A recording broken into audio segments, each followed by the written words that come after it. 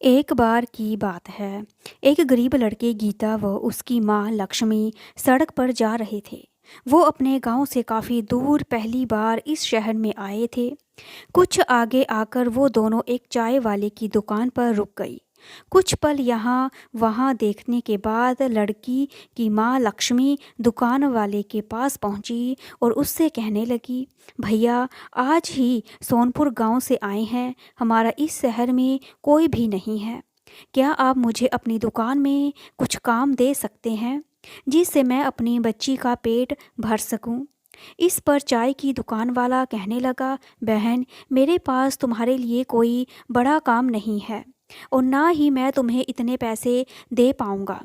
इस पर लक्ष्मी कहने लगी, भैया मुझे पैसे की ज़रूरत नहीं है, मैं आपके बर्तन भी मांज दूंगी, बस आप उसके बदले मुझे इतना खाना दे देना कि जिससे मेरी बच्ची का पेट भर सके।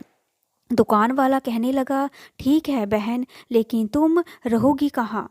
इस पर वो बड़ी मासूमियत से कहने लगी, भैया मेरा इस दुनिया में कोई नहीं रहा, क्योंकि गीता के पिता का देहांत हो गया था, जिसके बाद मेरे ससुराल वाले ने मुझे और मेरी बेटी को धक्के मार कर घर से बाहर निकाल दिया।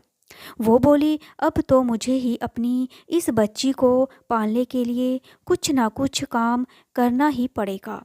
आपका मंजूर हो तो मैं आपकी इस दुकान में ही सो जाऊंगी। सुबह तक आप अपने घर से आए तब तक मैं आपकी दुकान में झाड़ू पोछा व बर्तन साफ कर दूंगी। इसके बदले में आप बस मेरी बेटी को कुछ खाने को दे दिया करना। लक्ष्मी की ऐसी बात सुनकर चाय वाले का मन पिघल गया। उसने लक्ष्मी की बात मान ली। दोनों माँ बेटी वहीं दुकान में रहने लगी और काम करने लगी।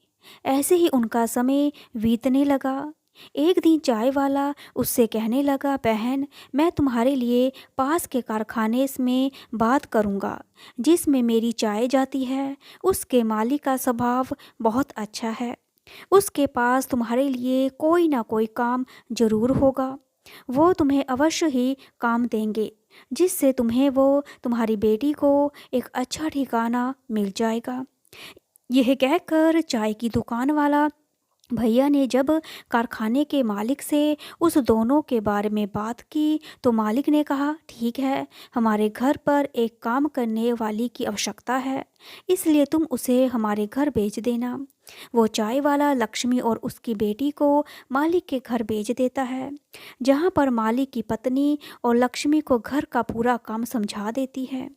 साथ में ये भी समझा देती है, तुम्हारी बेटी गीता मेरी बेटी समायरा से दूर रहे, जिससे उसे किसी की तरह से इन्फेक्शन या बीमारी का खतरा ना रहे।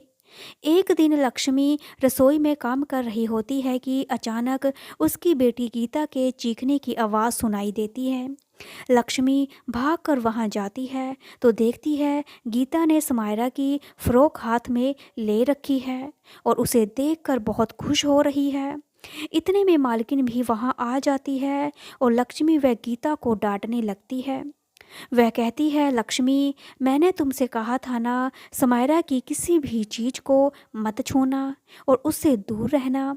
ये कहते हुए मालकिन समायरा की उस फ्रॉक को गीता को ही दे देती है और कहती है, अब इस फ्रॉक को तुम ही पहनना। ये कहते हुए गुस्से से ये कहते हुए चली गई। और एक दिन मालकिन व लक्ष्मी पास के बाजार में और सामान खरीदने साथ में जाती हैं और गीता व सुमायरा घर पर अकेली रह जाती हैं। वो दोनों अलग अलग खेल रही होती हैं कि अचानक सुमायरा को चक्कर आ जाता है और सुमायरा बेहोश हो जाती है। तभी पास ही खेल रही गीता की नज़र समायरा पर जाती है। वो भागकर उसके पास पहुंच जाती है। गीता समायरा के ऊपर पानी की बूंदें डालती है जिससे उसे होश आ गया, पर समायरा अपनी आंखें नहीं खोलती। गीता अब घबरा कर बिना देर किए पड़ोस में जाकर शोर मचाकर ये बताती है कि देखो, समायरा को पता नहीं क्या हो गया।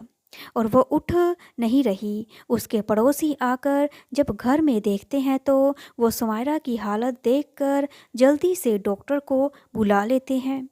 कुछ ही देर में डॉक्टर वहां आ पहुंचता है और सुमायरा को इंजेक्शन लगाते हैं, जिससे वह होश में आ जाती है। कुछ देर बाद मालकिन व लक्ष्मी भी बाजार से लौट आती हैं और घर पर पड़ोसियों को देखकर घबरा जाती हैं। समायरा की हालत देखकर तो मालकिन बहुत ही परेशान हो जाती है, लेकिन डॉक्टर उन्हें दिलासा देते हैं कि अब वो ठीक है और कुछ दवाइयाँ लिख देते हैं। समायरा की मम्मी उसके पापा को भी फ़ोन करके बुला लेती है।